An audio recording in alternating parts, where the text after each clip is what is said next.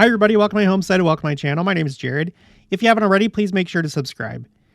So I came across this a long time ago doing some other video, and it has to do with something that Joseph Smith supposedly said, which I don't know if you can find this anywhere else. I haven't found it, but it has to do with the second coming and the North Pole and what's going to happen there and how it's going to change the earth. And you've probably never heard this before. Like I said, as far as I know, you can only find it here. I don't think it's transcribed anywhere else. But the time finally came for me to come here, transcribe it, add it to my spreadsheets, and do a video about it. So this is really interesting. And it actually goes along with a few other quotes that I have. So when you put it together, I think there might be some substance to this. But anyway, so what we're looking at, this is the Church History Catalog, Martha C. Cox Autobiography, 1928 to 1930. And the part that we're going to read happened in 1866. Okay. So just really quick, I'm not going to read this, but you can pause and read it if you want to. This is Martha Cragun Cox. She was an early church member, and she heard what we're about to read from Jacob Hamblin. And he was also an early church member. I'm just going to read a little bit about this because he's the one that's telling this to her. He said that he heard Joseph Smith say this. He was a Western pioneer, a missionary for the Church of Jesus Christ of Latter-day Saints, and a diplomat to various Native American tribes of the Southwest in Great Basin. And then he's one of the ones that was there after Joseph Smith was martyred and recognized Brigham Young as the one that should become the prophet or the next president of the church. I'll read this just really quick in case you're not familiar with that. Like if you're new to the church, you don't know what happened after Joseph Smith was killed. It was unclear who was supposed to fill that spot and become the next president of the church. And this is in his words. Okay. So in his memoir, Hamblin wrote of the moment he decided to support Young, quote, "On the 8th of August, 1844, I attended a general meeting of the saints. Elder Rigdon was there, urging his claims to the presidency of the church. His voice did not sound like the voice of the true shepherd. When he was about to call a vote of the congregation to sustain him as president of the church, Elders Brigham Young, Parley P. Pratt, and Heber C. Kimball, all members of the Quorum of the 12, stepped into the stand. Brigham Young remarked to the congregation, 'I will manage this voting for Elder Rigdon. He does not preside here. This child,' meaning myself, 'will manage this flock for a season.' The voice and gestures of the man were those of the prophet Joseph. The people, with few exceptions, visibly saw that the mantle of the prophet Joseph Smith had fallen upon Brigham Young. To some, it seemed as though Joseph again stood before them. I arose to my feet and said to a man sitting by me, 'That is the voice of the true shepherd, the chief of the apostles.'" And that's something I want to look into a little bit more. I'm sure there's different accounts of that, but there were people that, like he said, visibly saw something that indicated to them that Brigham Young was the next prophet. So Martha Cragun Cox records in her autobiography that Jacob Hamblin told her this, that Joseph Smith said. Okay, so I have all this right here, transcribed. It's on my spreadsheet called Quotes A through Z. I have a new entry, currently 361 for North Pole. Okay. Okay, coming in one day and seeing my geography on lap. I'm not sure. It's not map. It's definitely like an L, but I don't know what the word is. But seeing my geography on question mark, he, Jacob Hamblin, told me that the prophet said to him that of the North Pole, the earth is convex or cup-shaped, with the deepest sea resting there. We'll talk about that in a minute. Don't worry. The planet that belonged to that part of the world would in time return to its place, strike the earth at that part, completing the sphere. The result will be a reeling to and fro like a drunken man by the earth, which will assume an upright position before the sun. So to me, that sounds like a change in the tilt of the axis of the earth, which we've come across that idea before. And we're going to cover that in just a minute. So this kind of matches up with another quote I'm about to show you. The concussion caused by the earth meeting its long dismembered portion will be a warmth that will cause the mountains to melt and flow down and the seas change their positions. When this planet nears the earth, astronomers will say a new comet has appeared. Okay, so before I continue, if you've been watching my channel for a while, or if you're familiar with church history and some of these like deeper doctrines, some of this probably sounds familiar to you. Also, when it comes to like the grammar and spelling and all that stuff, I copied it over exactly how it is in her autobiography. So if there's any misspellings or commas or periods missing or inconsistency in capitalization, it's because that's how she wrote it in the autobiography, just in case you're wondering. Later, she has this other section that she titles The Cause of Tides. Again, Brother Hamlin told me that the prophet taught him that the tides are caused by the rising and lowering of the earth's crust, as well as by the attraction of the sun and moon. 'Tis as if the earth, like some great animal, breathed once in every 24 hours. Later, I learned that the prophet in one of his trials in Springfield, Illinois, was asked the question whether he had taught a new law concerning the tides. He replied in the affirmative and delivered a discourse on the subject before the court.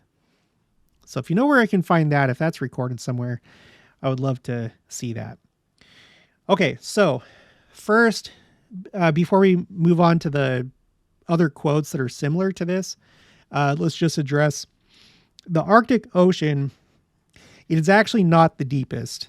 So here's the Wikipedia article. The Arctic Ocean is the smallest and shallowest of the world's 5 oceanic divisions. Now, it does have a deep point called Malloy's Hole or Malloy's Deep, but it is not as deep as the Mariana Trench. So this isn't the deepest on Earth. Now, we don't know. There's a lot of things that we don't know about this, right? This is a secondhand account. This is actually a third-hand account. So we would have to trust that he heard everything correctly, because he could just be making it up, or he could have heard it from somebody else and he's saying that, he heard the prophet Joseph Smith, or maybe he said, I knew somebody that heard Joseph Smith say, and then Martha is like, oh, he heard Joseph Smith say. So there's all sorts of things like that could be going on. That's why you have to take these things with a grain of salt. But because it seems to match up with some other statements, I think that some of this could be true. So I wouldn't get hung up about, oh, well, it's not the deepest part of the ocean. That may have not even been said.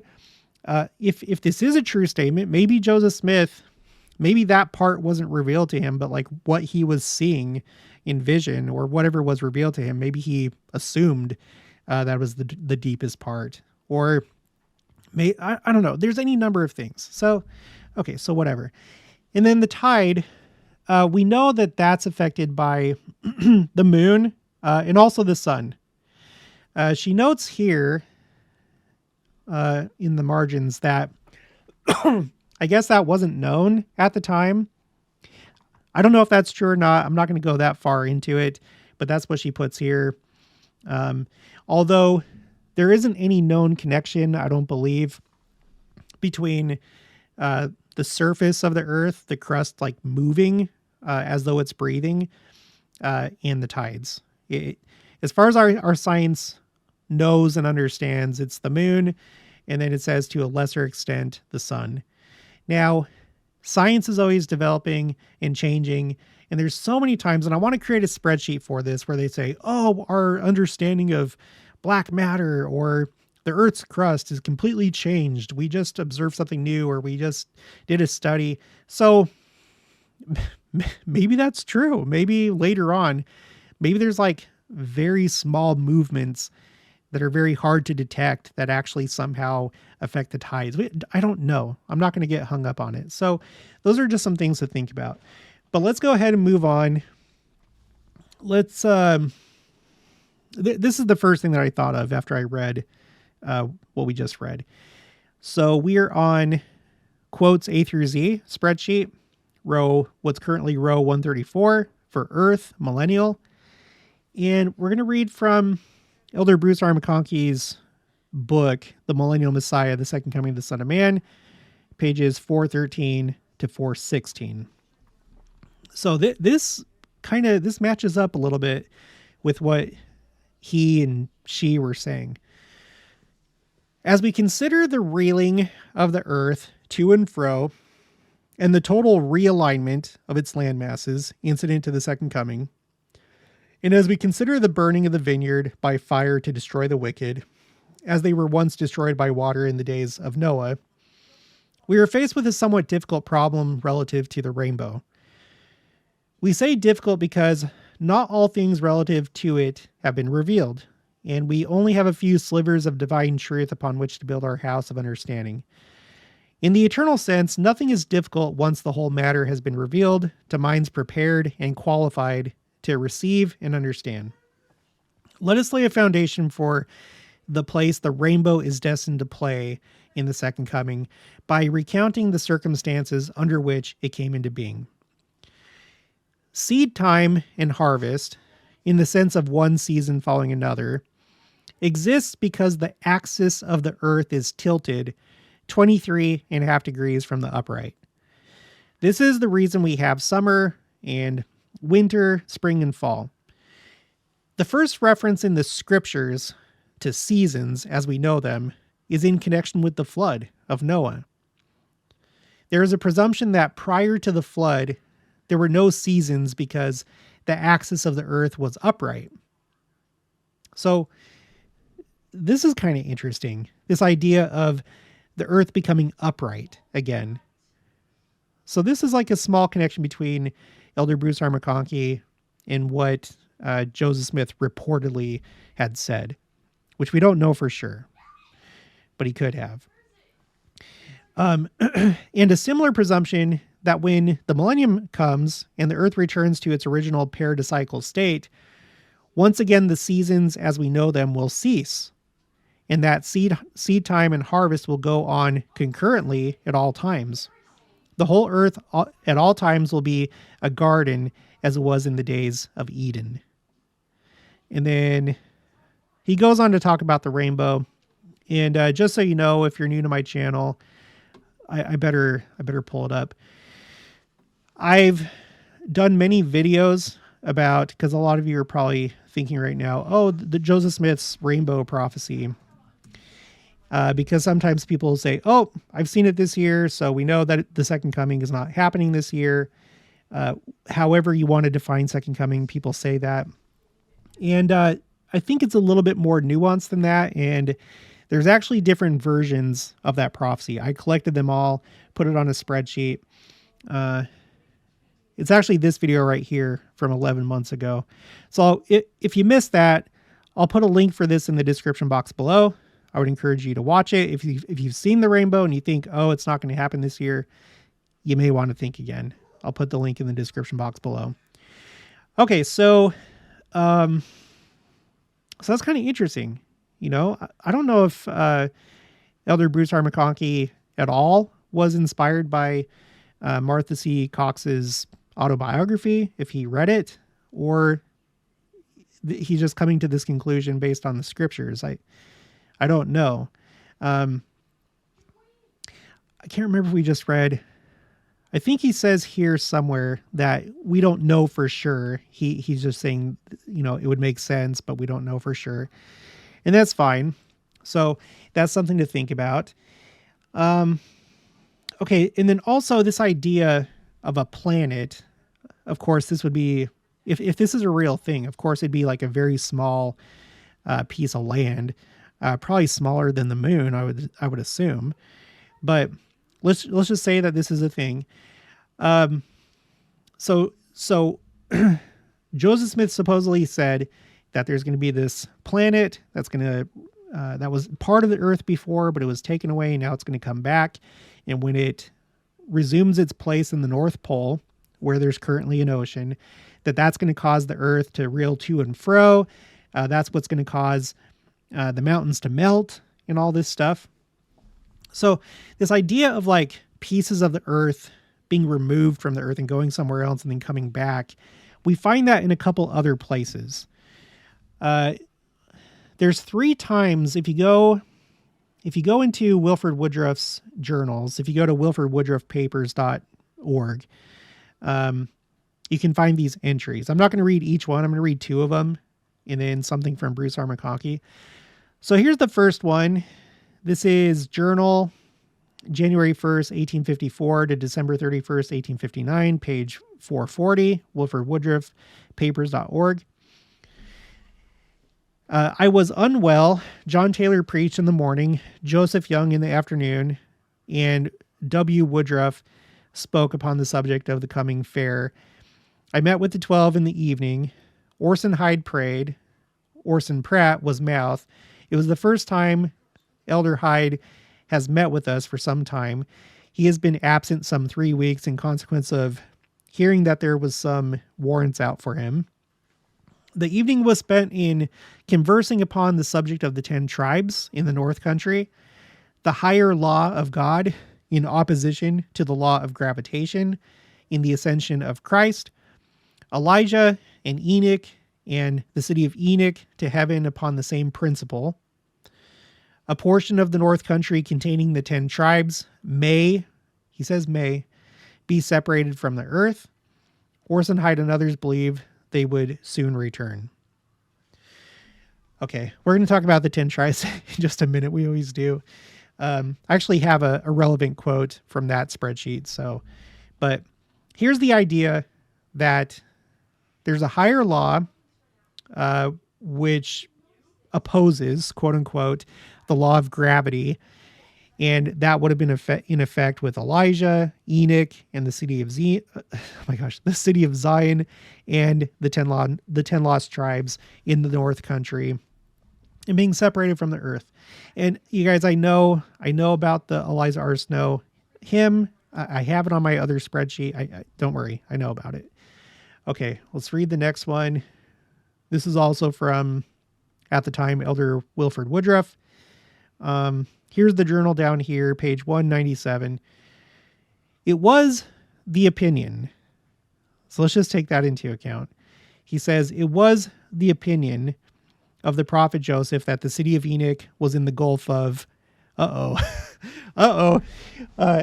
what we now know as the Gulf of America.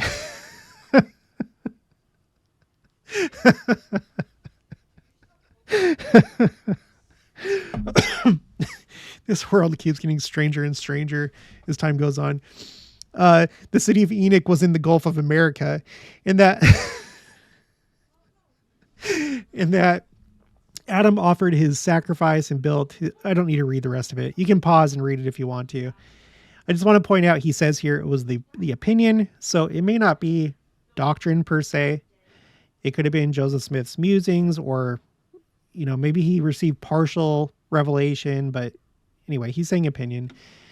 We also have to take into account what Elder Bruce R. McConkie said.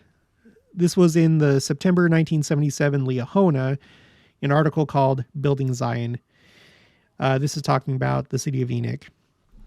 After the Lord's people were translated, for it was people who were caught up into heaven, not brick and mortar and stone, for there are better homes already in heaven than men can build on earth. After these righteous saints went to dwell beyond the veil, others, being converted and desiring righteousness, looked for a city which hath foundation, whose builder and maker is God, and they too were caught up by the powers of heaven into Zion. So he says it wasn't land, it wasn't like buildings, dwelling places, it was people. It was the people that were translated, caught up, dwelling beyond the veil. So I don't know. You have to take it all into account, and we'll know the truth once it's all said and done. Okay. And then the last one, we're on my spreadsheet called Quotes, 10 Lost Tribes. The way that this one works, if you're new to my channel, is there being contradictory statements about the 10 lost tribes and where they're at, if they're just scattered throughout the world, primarily north of Israel, or if they are on some piece of earth that's been taken into space or beyond the veil, or if they're inside the inner earth. Some people think that there's a hollow earth. There's all sorts of theories and speculation. So the early church, there were many who believed that, and that's indicated by column C. If it's green, it's a quote that's in the affirmative, that there is a main group, or again, it's one or the other, you guys. Either there is a group or multiple groups of whatever size, big or small. Either that is the truth or it is not. People will say, well, why can't it be both? Because either there's a hidden group or groups, or there are not. I don't understand why people don't understand that. Either there are hidden people or there are not. So anyway, so red are statements that are against it or go against that idea. Anyway, I have one here. This is one of the earlier quotes that I have on here. This is from, excuse me, this is from Benjamin F. Johnson, an early church member. I usually, whenever it's not a general authority, that by itself makes me take things with a grain of salt. It's more authoritative when it comes to things of doctrine and prophecy. It's more authoritative when it comes from a general authority. Not that I'm just going to discount it because he's an early church member, but we have to think about that. This is in a book called My Life's Review, published in 1947. Benjamin Johnson, pages 89 to 90. Okay. I need to get rid of these quotation marks because I don't do that anymore.